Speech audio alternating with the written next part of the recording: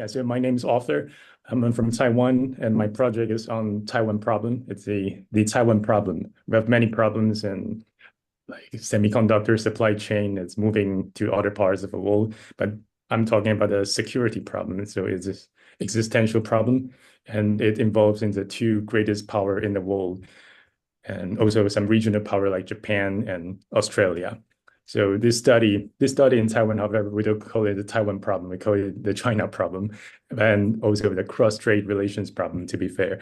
So I'll just make 3 points today, just to raise my research question and briefly introduce. I'm hoping to get some feedback from you. The first question is U.S. involvement in cross-strait relations. We're looking at this problem within the wider strategic framework and in the Sino-American strategic competition. So it is a cross-Pacific Ocean relation, not just cross-Taiwan Strait. I think 2 weeks ago, Professor Mearsheimer just said he described the status quo of Taiwan, and I think it's pretty accurate. He said that the United States has a deep-seated interest in making sure that China does not incorporate Taiwan into its body politics. And United States also making sure that Taiwan remains the de facto independence from China and remains an ally of the United States. So the status quo can be described as like one China principle, one China policy, or 1992 consensus, or one China, different interpretation depending on which side you're at. And so there's a de facto government, de facto embassy in the country without formal diplomatic relations, and also de facto team for the Olympic Games, which is called Chinese Taipei. The United States has a vast interest in this status quo, and it is for a strategic competition in the first island chain. But this status quo also benefits Beijing for not trapping itself into a conflict and to assure its domestic voices of nationalists that there is an ultimate plan to incorporate Taiwan into the mainland. However, I think in the past years, the status quo is changing in favor of China. So the problem that Americans do face is that Americans have to take certain measures to deal with the fact that China is becoming an increasingly powerful country in East Asia.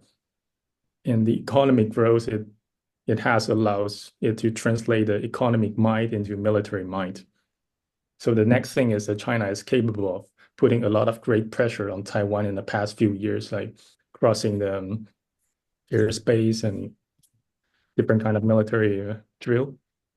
And in the chief of Indo-Pacific Command of the United States, Phil Davidson, his assessment is that by 2027, China will be capable of forceful reunification. But he stresses is capable, not in actual plan. So the United States would take any possible measures to make sure that Taiwan remains the status quo, while this balance of power is shifting in favor of China.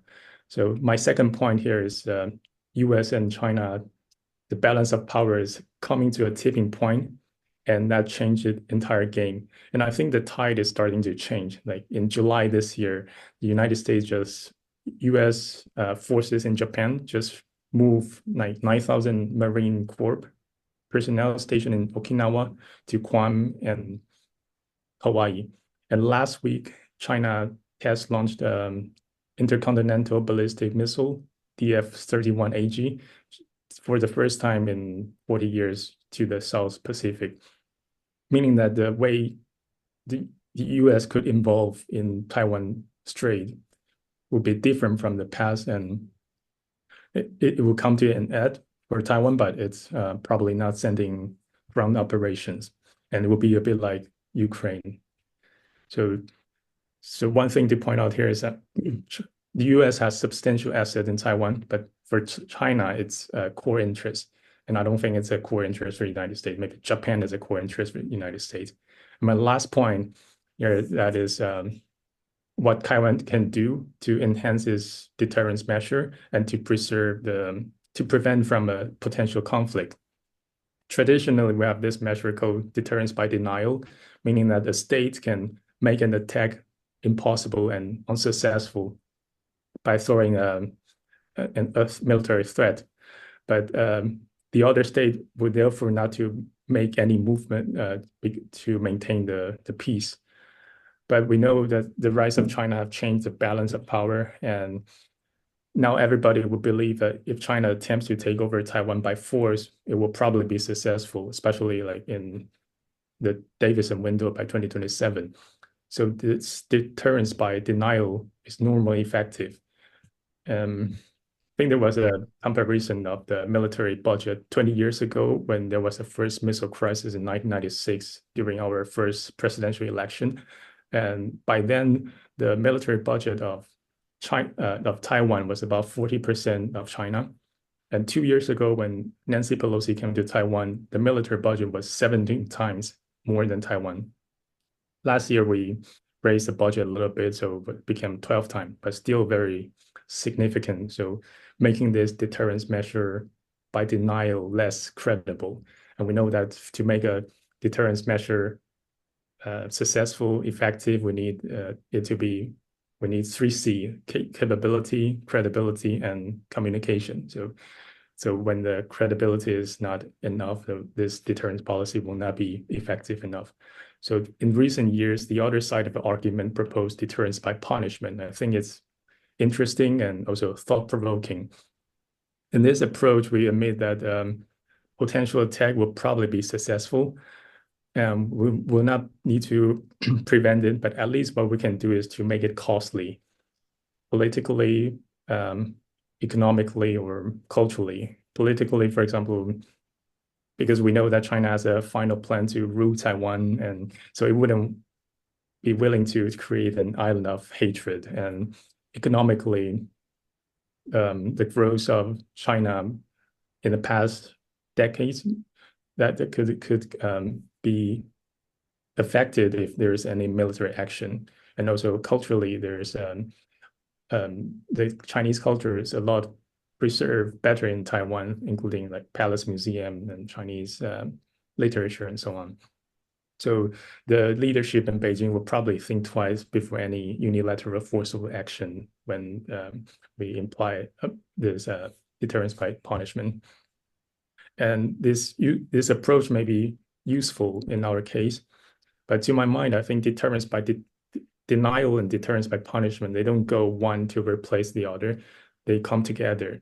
And I have interviewed a retired admiral in Taiwan's armed force, and the former chief of general staff.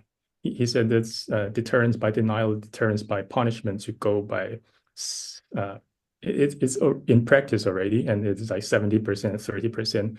And he's promoting to raise a deterrence by punishment approach to like 40% to 60%.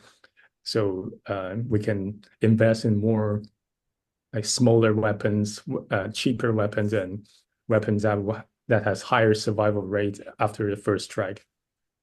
And another expert I interviewed for this project is Bonnie Glaser. She's a former director of China Power Project, CSIS, and now the director of China Program of GMF. She's a strong supporter of strategic ambiguity to maintain the status quo of Taiwan. She suggests that apart from the effective deterrence policy, Taiwan also needs assurance measures. That is to assure Beijing that Taiwan will not declare independence, formal independence. So Taiwan will not initiate a formal diplomatic relation with Washington, D.C. So we can have maintain peace. So we know that a forceful takeover is definitely a bad choice for leaders in Beijing, but we also need to make sure that it is not their only choice. And that's why she called it the true sources of deterrence for Taiwan. And I think it matched the 3C I mentioned before, the credibility, capability, and communication. I think this assurance part would be the communication. So I can go on, but I would like to hear feedback later. So let's keep the time for it. Thank you so much.